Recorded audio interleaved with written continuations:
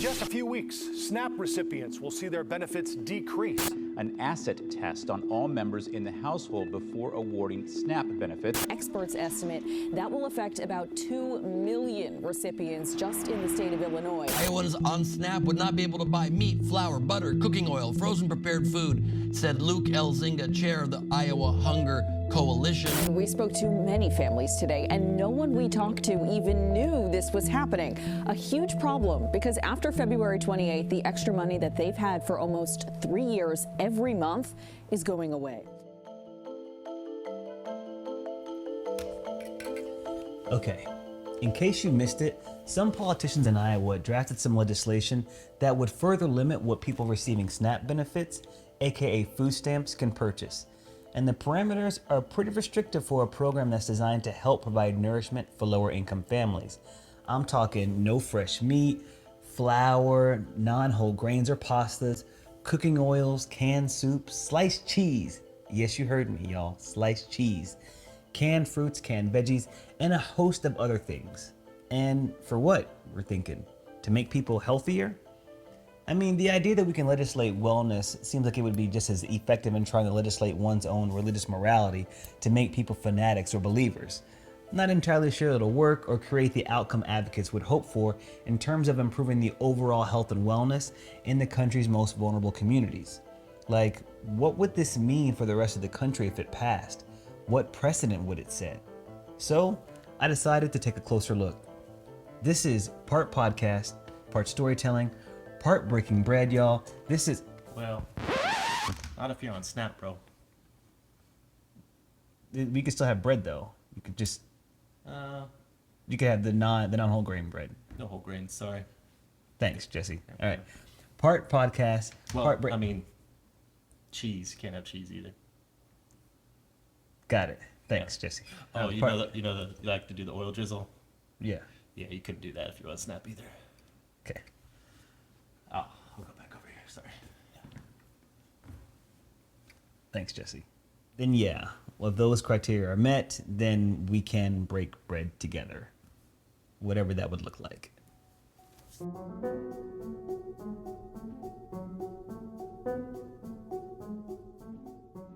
Let me bring you up to speed on what has unfolded the past few weeks. On January 11, 2023, a host of lawmakers in Iowa introduced House File 3, which essentially would add further restrictions on the nation's largest federal program that helps low-income households pay for food. The lawmakers wanted the program to mirror the purchase restrictions that are currently enabled for WIC, which stands for Women, Infant, and Children, a program specifically designed to meet the needs of pregnant women and young children. Now, while both SNAP and WIC were designed to address nourishment, they have different audiences. WIC was never wholly intended to help curb food insecurity, save for pregnant women and young children. And as you can imagine, the nutritional support for someone receiving WIC benefits would likely be different for someone that would need it for the general public, and it's not a woman, infant, or child. So what gives? Okay, so before we explore the rationale behind this bill, let's first take a closer look at what SNAP is, its origin, and what it strives to do. SNAP stands for Supplemental Nutrition Assistance Program. It's a federal program that helps low-income individuals and families buy food. People eligible for SNAP benefits receive an EBT card, which stands for Electronic Benefits Card, works the same thing like a debit card. People can use the card to purchase food at participating grocery stores and even large wholesalers like Costco and more recently, online retailers such as Amazon. The amount of assistance a household receives is based on their income, household size, and other factors.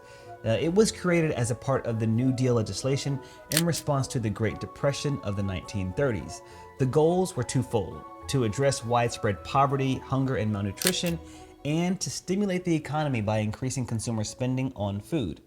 Now, over the years, the program has evolved and expanded to better meet the needs of the recipients, but the fundamental mission remains intact: to provide access to nutritious food for those who need it most. As of 2021, about 44 million people in the US receive SNAP. Now, this number changes a lot based off the economy, eligibility requirements, and other factors. Now, it should be noted before anybody has this misconception that SNAP is not a free-for-all program. There are restrictions because it's designed to help families and individuals meet their basic nutritional needs. Generally, it prohibits the purchase of non-food items such as alcohol, tobacco, and household goods. Additionally, hot foods, ready-to-eat foods, and vitamins or medicines are not eligible for purchase with SNAP benefits. Now, you may be thinking like I was, who is funding this? Well, you are, or rather, we all are. SNAP is funded through a combination of federal and state funds. The majority of the funding comes from the federal government, which allocates money from the federal budget to the program each year. Now, states also have a role in contributing to the program by covering the associated administrative costs to process applications and to distribute the benefits to their constituents. So, the Fed sets the rules and guidelines for the program while states implement and administer the program at local levels. As a result, some SNAP programs may vary from state to state, which is why the proposed legislation in Iowa is different from other programs around the country. In the 2021 fiscal year, the federal government allocated upwards of $113 billion to SNAP. Now, this spending amount is not fixed. Again, it varies depending on the economy, fluctuations in program enrollment, and other factors. For instance, there has been an increase in participation and spending since the pandemic, with accelerated spending in 2021 to account for inflation. The number of SNAP participants grew from 37 million in an average month pre-pandemic to 43 million in June 2020. Now, of the $113 billion, 94% of that went to households to purchase foods.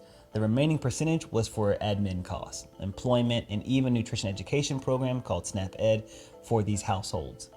Individuals in a household must meet certain requirements which vary from state to state, and certain groups such as the elderly, disabled, and families with children may have different criteria. But here are the general parameters. Number 1, income. Households must have a gross monthly income that is at or below 130 cents of the federal poverty line. In 2022, for a family of 3, the threshold is $23,000, and for individuals, it's roughly $13,500. Number 2, resources. Households must have assets below certain limits, such as savings, checking accounts, and other investments such as vehicles. Number 3, household size. The amount of assistance a household receives is based off the number of eligible people in that household. Number 4 is citizenship. Most individuals must be U.S. citizens or legal non-citizens to be eligible for SNAP. 5 is a work requirement. Most able-bodied adults aged 18 to 49 who are not disabled or raising minor children must register for work and accept a suitable job if offered one. Also, they can't be on strike. Number 6, your residency. Individuals must live in the state in which they are applying for the benefits.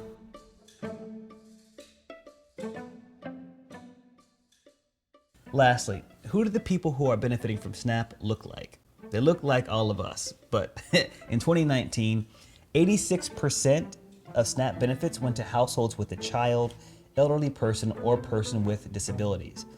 In terms of demographics of SNAP participants, 43% were children, 32% were non-disabled, non-elderly adults, 16% were age 60 or older, and 10% were non-elderly adults with disabilities.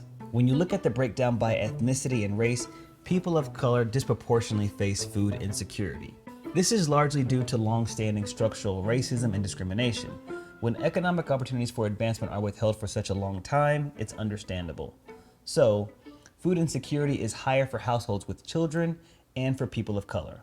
Now, according to the USDA in 2019, 37% of recipients identified as white, 26% African American, 16% Hispanic, 3% Asian, 2% Native American, with 16% of recipients categorized as race unknown. SNAP benefits vary from state to state to adjust for the cost of living and depending on how many qualifying people there are in a household, but the national average is around $239 per month. Okay, with a higher level of understanding now of SNAP, I wanted to find out what exactly is going on with the proposed legislation in Iowa. So after doing my own internet research, I reached out to a gentleman named Luke Elzinga. He's the chair of the Iowa Hunger Coalition. He had been quoted in some of the articles I read. Are you a lifelong Iowan? Is that what you're called, Iowan? That is what we're called. I am not. I guess I'm probably an Iowan now, not a native Iowan, but I've been here almost 9 years. Can you talk a little bit about some of the changes that you've seen in the need to tackle food insecurity there in the state? Yeah, so my day job, I work at a food pantry network. So I work at the Des Moines Area Religious Council. We're an interfaith organization really focused on meeting basic human needs. And one thing that pretty much all religions agree on is the need to provide food for the less fortunate. So I've been working there for 9 years, and over those years, we have just seen the need increase. This January 3rd, we broke our single day record. We assisted over 1,600 people just that day. The need is really high right now. During the pandemic, folks have been receiving some additional benefits through SNAP, through something called emergency allotments. And those are tied to the pandemic emergency, and actually they were tied to states' emergency declarations as well. So last April of 2022, folks in Iowa lost access to those emergency allotments. That meant they went from getting $250 a month to $20 a month. It just had a huge impact in our numbers. Right away, we started seeing double-digit increases. We saw a 42% increase in April. That continued up. It kind of peaked in last August. We saw an 86% increase compared to the same month last year. When those SNAP benefits drop, food banks, food pantries, other anti-hunger organizations are all going to see more people turning to them for assistance. So because of the pandemic, there was emergency funds that were administered more so to states, extra funds, and they were administered to families. So they were getting a little bit of a bump there, about $250 a month. And that program now has stopped because the pandemic is quote unquote over. Yeah. And actually I know that emergency declaration's ending in May now. Okay. There was a deal struck right in December through Congress that would end those emergency allotments in March. And it was kind of a trade for making the summer EBT a permanent program. But they ended those SNAP benefits early. So starting in March, it's going to be nationwide. Any state that did not already lose access to those it's the majority of states right now that still have that in place. So So why did Iowa lose theirs a year before everybody else did? Because our governor dropped the emergency proclamation in February of last year. And USDA gives states kind of a 1-month grace period to transition. But basically states need to have their own emergency proclamation in place too, along with the federal proclamation, and any states that ended theirs early lost those benefits early. We saw right at the start of our legislative session the introduction of House File 3, and that really targeted SNAP and other public assistance programs. I think the thing that caught a lot of headlines was there was a proposal to restrict SNAP purchases to only foods that were on the WIC approved food list, which is a very short list, and it's brand specific, like it's very specific and prescriptive. So I don't think the legislators really knew what was on that list when they proposed it. I think they were looking for some sort of existing nutritional guideline that they can just copy, but without actually looking at the list. And then of course you got the headlines of they're trying to ban meat from SNAP purchases in Iowa. Fresh meat and sliced cheese. That's how I found out about it. That caught a lot of attention, but there's a lot of other bad pieces in the bill that we have seen them trying to get passed for going on 6 years now. So there would be an asset limit for households on SNAP.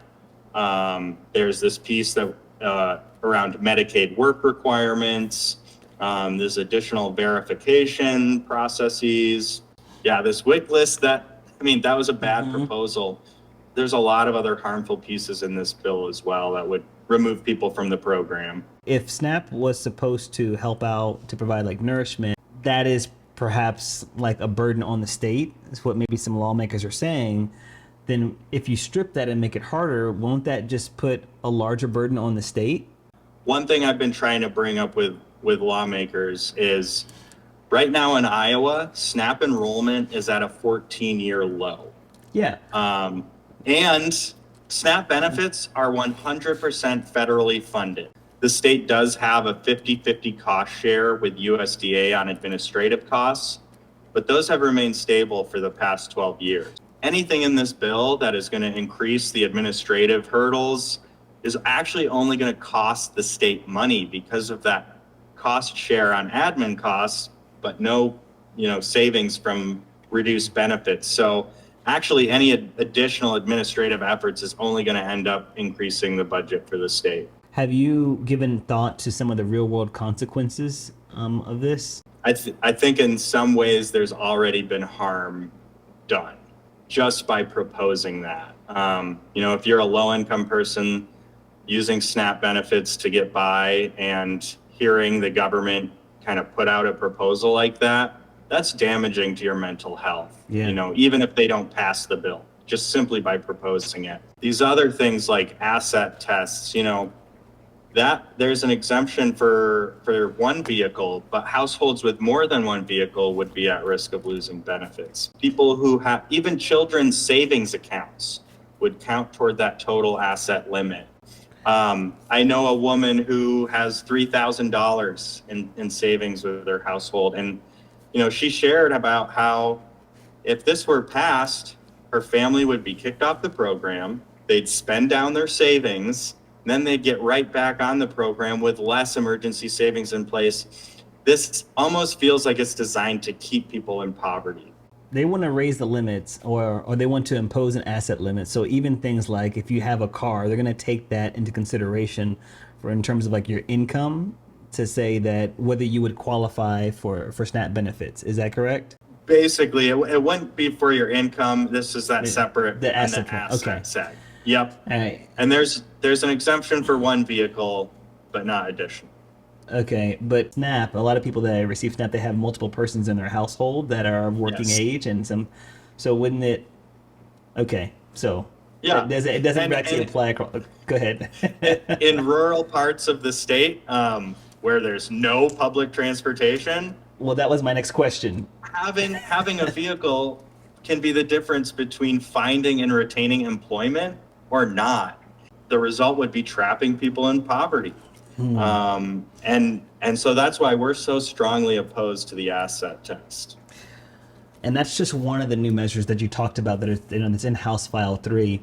I just have to just back up and ask just an overarching question that I'm pretty sure that everyone that's listening to this and watching this is thinking. Why? First, we have legislators or lawmakers who didn't even understand the difference between the WIC restrictions and the SNAP restrictions. It kind of made me wonder, like, well, why are you the person most qualified then to talk about restrictions at all for a program that you're not even familiar with, right? So what is the rationale behind all of this? So we've heard a couple stated motivations for the bill. One has been that, this program's putting pressure on the state budget and we need money for other priorities, which simply is not the case. Again, SNAP enrollment in Iowa is at a 14-year low. The administrative costs have not changed in the past 12 years. I think that argument falls flat on its face. Another kind of thing we've heard is that, look, we don't want to remove anyone who's eligible from the program. We just want to make sure that, we're keeping this program safe so that the truly needy can have access to it, which I just disagree with that premise. A case study that we've been pointing to is Pennsylvania. They established an asset test in 2012, ended up reversing course 3 years later. In the first year that they had that asset test, they found 4,000 households removed from the program because they exceeded that asset limit. But there were another 110,000 households who lost SNAP benefits who were under that asset limit, but just couldn't meet all the additional requirements to meet that. So again, like if that's your argument, you're going to be kicking off tons of people who are eligible for the program, but just can't jump through all the hoops that you're setting up. A household can be multiple people, so we're talking about 110,000. That could be upwards of 300,000, 400,000 people that are not eligible to receive the aid that's actually available for that reason because of this asset test. So that's what we've been really trying to stress is, look, if this is your goal, is protecting this for the quote unquote truly needy, which I have a problem with that, I guess, phrase as well, you're going to end up kicking tons of those people off that you're ostensibly trying to protect the program for. We've been fighting back on these attacks on SNAP for about 6 years. And how this got started is an out-of-state lobbying group who does these quote unquote welfare reform measures across the country started working in Iowa. That, in my view, is where this is coming from. When people are able to receive SNAP benefits, there's a lot more of adherence to take medication and whatnot. They're taking care of themselves because they had that nourishment. It's kind of like, you know what, there's one less thing for me to worry about, so now I feel empowered to go and do this. I don't have to cut the baby's formula with some water or something else because I actually have this type of nourishment like available to me. So this seems like such a small amount of money, but with but much more larger consequences though if something like this were to pass. Why? It almost seems that they're just picking on poor people because they can. It feels that way a lot of the time. Not to mention, I'm sure you might be familiar with the economic multiplier effect of SNAP. Every dollar that we invest in SNAP turns into $1.54 in economic activity for the state. You know, we've got rural grocery stores that are struggling right now, and SNAP is a boon to them. Because, I mean, SNAP is not an urban issue. They try to frame it that way, and I think there's some clear racial connotations there. But SNAP is just as widely used in rural areas of the state too, and sometimes folks, you know, are needing to drive 20 miles to get to a full-service grocery store. In Iowa, our food deserts are primarily in rural parts of the state. We certainly have them in urban cores too, but it's not this urban versus rural issue. It kind of reminds me of the reasons why there have been so many protests and manifestations, because it's not just about the killing of unarmed people in the streets, of unarmed black people. It's just the Black Lives Matter. Well, Black lives do matter in just all around. And whenever you cut services like this, it just kind of shows, especially when it's a much more of an urban issue, that you're saying that those lives truly aren't as important as other lives.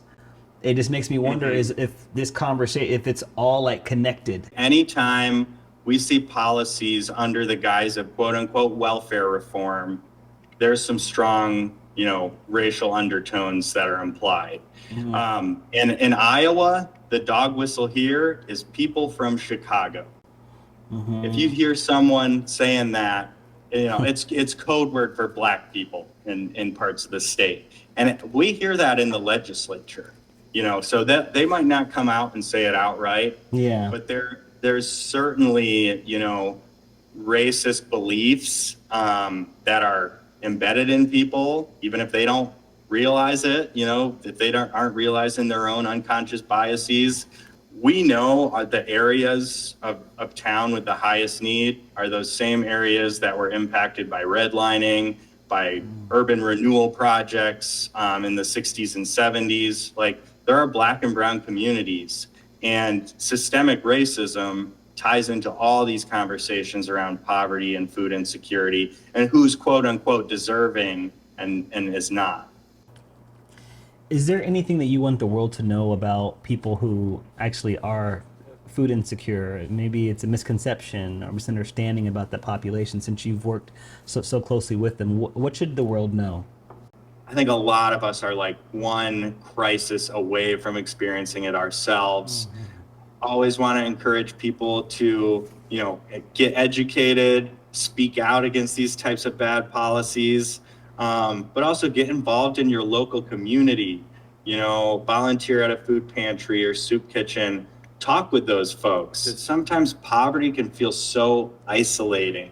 If you feel like, this is because of choices you've made and society's looking down on you, without realizing like there's a whole ton of people who are going through really similar circumstances. I won't say the exact same, everyone's situation is unique, but realizing these common struggles, I think can be really empowering for people to say, it's not just me. There's other people who are going through the same stuff. And when we work together and use our voices and stand united, like we can fight back against these things and we can work to advocate for change. Certainly, we see food insecurity and hunger in other countries, but we see it right here at home too.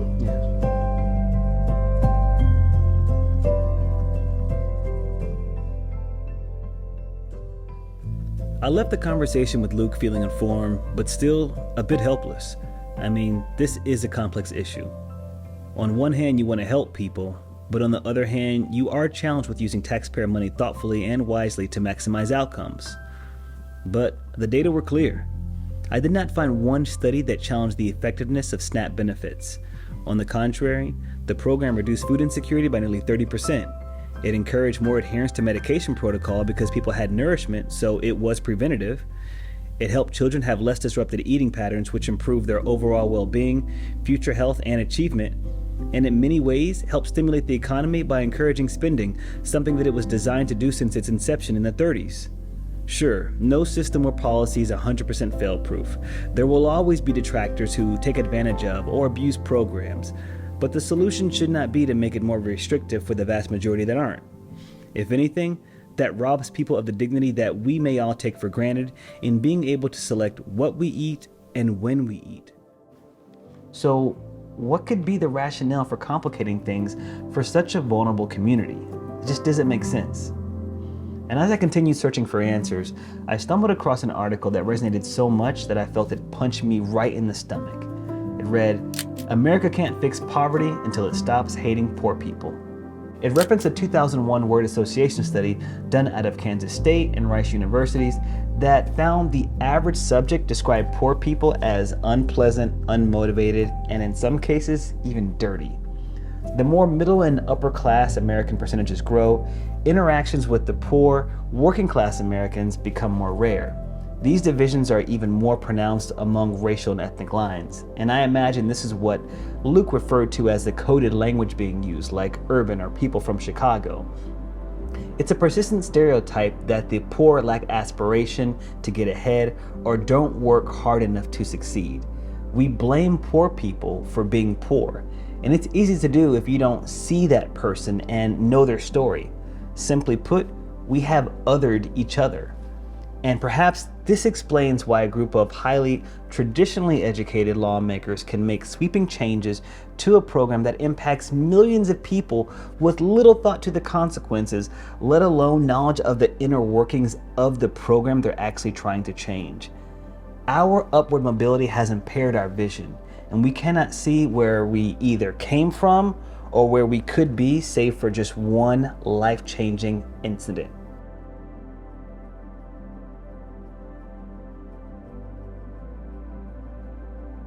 There's this stigma that our society has, and it can be really hard on them. Just feeling like you're being told by society that you're a failure and you deserve what's come to you, and completely ignoring all the structural systems we have in place that have kept people in poverty.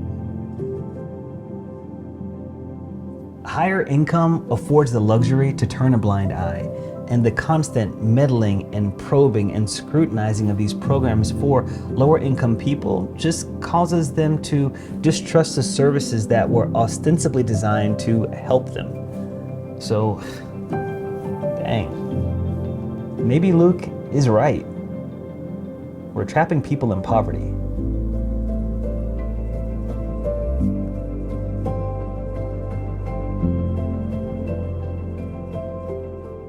If you'd like to learn more about ways you can help fight food insecurity, there are a couple things you can do.